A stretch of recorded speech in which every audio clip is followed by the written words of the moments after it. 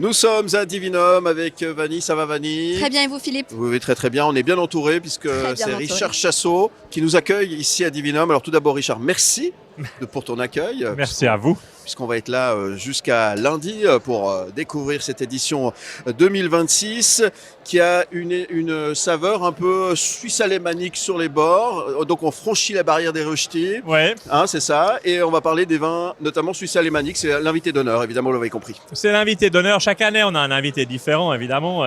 L'objectif, c'est de renforcer en fait la diversité.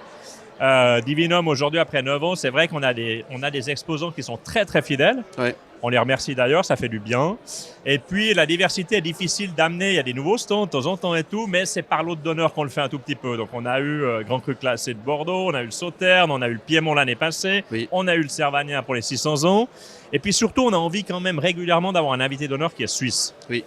Et à la fin, c'est vrai qu'en Romandie, bon, tu as vite fait le tour, entre guillemets, c'est 4 cantons, comment tu fais, qui tu prends. Et la Suisse alémanique nous a paru une évidence parce que c'est plus que des voisins pour nous. Hein. C'est vraiment des gens qui produisent un du vin et surtout, non seulement ils en produisent, mais ils achètent beaucoup de vins romans. D'accord. Donc nous, c'était cette idée d'échanger. Est-ce que les romans connaissent quand même le peu qu'ils produisent, parce que ce n'est pas des quantités astronomiques, mais surtout aussi, pourquoi est-ce que les Suisses alémaniques aiment le vin vaudois Ouais. et comment est-ce qu'on fait peut-être pour avoir cette communication, cet échange. On ne se comprend pas toujours très bien, mais on se boit bien. C'est ça. Hein. Disons, il n'y a pas besoin de trop parler, il faut boire. Non, mais moi, je tiens à vous féliciter parce que j'ai envie de dire c'est presque un acte politique ce que vous faites.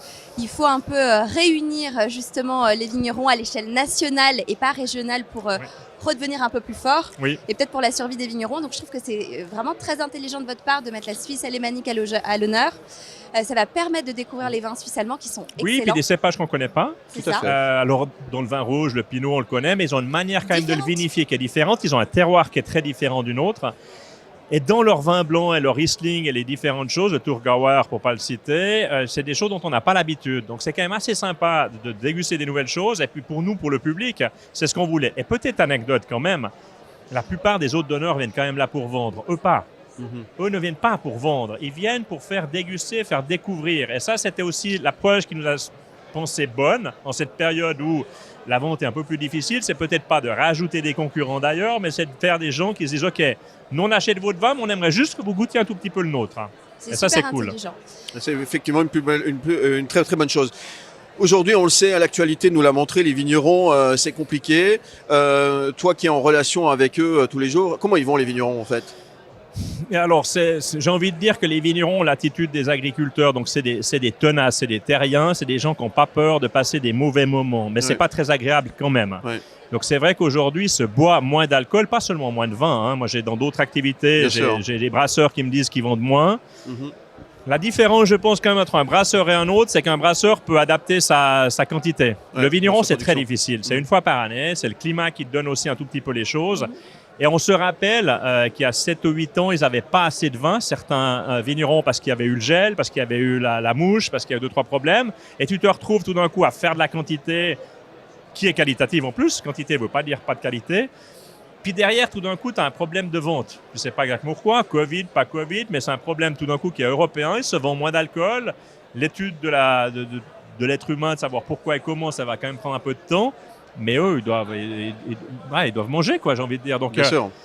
le moral n'est pas au top, Mm. mais je crois que, sans prétention aucune, je crois que Divinum permet quand même à un moment donné de faire un petit test, de voir les gens comment ce qu'ils consomment, de savoir si sa clientèle est toujours fidèle ou pas, puis peut-être à la fin du salon de constater, ça va un poil mieux qu'en ce qu'on passait ou pas, on ne sait pas. Ou On les attend nouvelles réponses. tendances aussi, parce qu'il y a Ouais. par exemple le vin, petite pensée pour Marc Vicari, mais le vin désalcoolisé qui prend de plus en plus d'importance, notamment en Suisse. Il y a les cocktails à base de vin. Est-ce que en 9 ans, c'est aussi un observatoire intéressant, Divinum, est-ce que vous Absolument. voyez une évolution de tout ça, de ces tendances? Absolument. En 9 ans, déjà, le public a un peu changé. Maintenant, on n'a quand même pas seulement de jeunes. Si Mhm. vous venez, vous verrez, enfin jeudi, vendredi, on a beaucoup de jeunes. Au début, les jeunes, pour le vigneron, c'était waouh, est-ce qu'il vient juste boire l'apéro ou est-ce qu'il vient acheter? C'est égal aujourd'hui. Est-ce qu'il veut rentrer dans le monde du vin ou pas? Est-ce qu'il veut connaître un peu ou pas? Et c'est vrai que derrière nous, il y a notamment les mousseux. Ça, c'est une nouvelle tendance. Ouais. Une tendance qui marche. Chasselas fait du mousseux, c'est nouveau. On n'y pensait pas il y a 3 ans. Ou eux, ils pensaient, mais en tout cas pas nous au niveau des salons. Et là, je pense qu'il y a une évolution quand même. Et que, encore une fois, je pense que le vigneron, un peu à l'image d'agriculteur, connaît ses terres et tout. est devenu quand même malgré tout un très très bon marketeur, parce qu'à la fin on leur demande beaucoup de choses aux vignerons, s'occuper de la nature, faire des vins, les vendre, les marketer, communiquer, marketing, tout faire ça, la logistique de distribution. Mais je crois qu'ils ont un peu changé aussi leur attitude avec la nouvelle génération, à sortir des bouteilles de mousseux, c'est vrai, il n'y a pas que Champagne qui fait ça, on est capable de faire des choses bien ici. Et les cocktails, avec ou sans alcool, parce qu'en fait, bon, moi j'adore boire un vin avec alcool, je dis honnêtement, mais il y a des coups, c'est vrai que peut-être un jeudi midi, faire un apéro avec des amis, non alcoolisé, pourquoi pas? Ouais, ou exactement. très peu, parce qu'il y a juste un fond de mousseux, puis tu fais quelque chose d'autre avec. Ça peut être bien.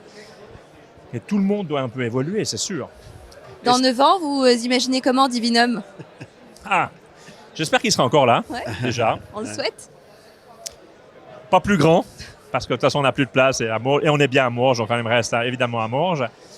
J'espère pas plus petit parce que évidemment ce serait un recul et c'est jamais très très bon. On peut s'adapter un tout petit peu au marché.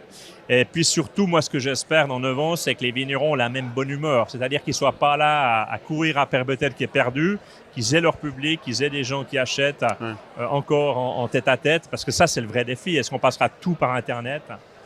Et comment on va évoluer notre civilisation? Franchement, 9 ans, ça paraît loin, mais c'est en même temps, ça va très vite et puis ça change très vite. Oui, ça change très vite, effectivement. Les politiques, on les voit, ils sont présents. Ici, ils aiment bien aussi venir rencontrer leur public, surtout en période de votation. Je dis ça, je dis rien. Est-ce qu'ils font assez, à ton avis, pour les soutenir, justement, les vignerons, pour revenir à ce qu'on disait tout à l'heure? Alors, très sincèrement, je suis pas vigneron, donc pour moi, c'est un peu difficile de juger l'aide qu'ils apportent. Moi, quand j'entends un rachage de vignes, ça me fait mal au cœur, donc je ne sais pas si c'est une bonne ou une mauvaise solution. Je suis pas capable de juger ça. Je pense en tout cas qu'ils sont à l'écoute. Je pense qu'ils cherchent des solutions. Je pense que chaque aide est différente. Un petit vigneron n'a pas la même demande que peut-être un gros groupe européen.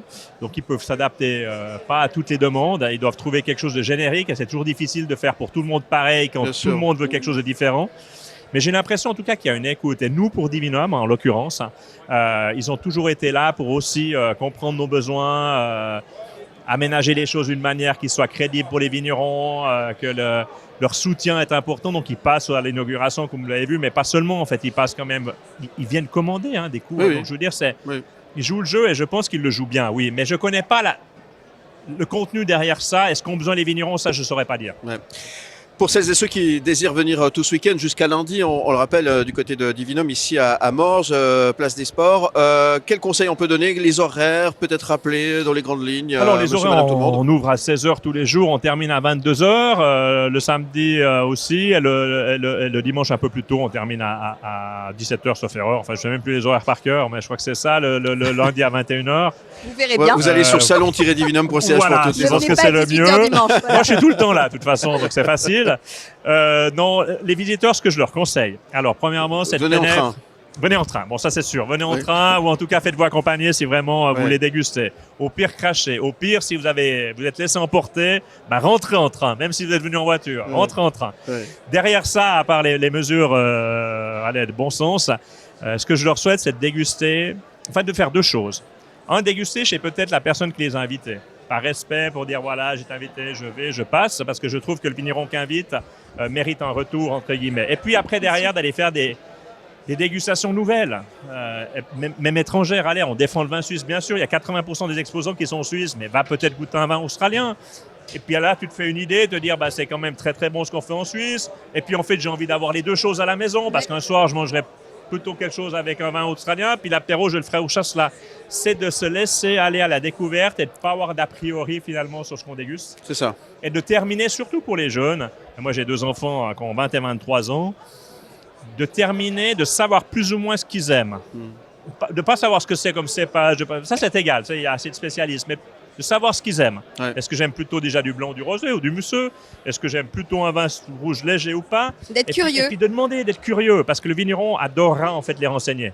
Se faire plaisir, c'est ça finalement, la finalité de tout ça. Ici, ça doit être c'est un le monde merveilleux de Divinum. Voilà, donc, nous, tout le reste qui se passe autour, les droits de douane et tout ça, c'est pas qu'on est égoïste, hein, mais pendant un laps de temps, on essaie de se dire qu'on oublie ça, puis on prend plaisir. On prend plaisir. Merci Richard Chassot. Qu'est-ce qu'on peut souhaiter à Richard Chassot alors? Parce que De dormir un petit peu bientôt, mais Ouais. ça, ce sera pour une autre vie. Parce qu'il va Non. enchaîner avec le Tour de Romandie Ah oui. après. Hein. Oui, Chargé. puis ça, Notre oui, histoire. on est un peu chargé. Mais non, ce que je souhaite moi toujours et encore, c'est que juste on offre un peu de plaisir et que les gens ressortent contents d'être venus. C'est la seule chose qu'on souhaite comme organisateur. C'est un peu ballot de le dire, mais en fait c'est une réalité. Nous on organise tout ça pour que mes exposants soient contents et les visiteurs. Merci Richard. Merci à vous en tout Merci cas. Et beaucoup, puis bien Richard. sûr que vous, soyez contents parce que Bon, on est très content d'être là, C'est Nous, on c'est est très n'est-ce heureux. pas? Tant qu'il y a du vin. ça va être top. Merci beaucoup. Vous restez avec nous, on revient dans un instant. À tout de suite.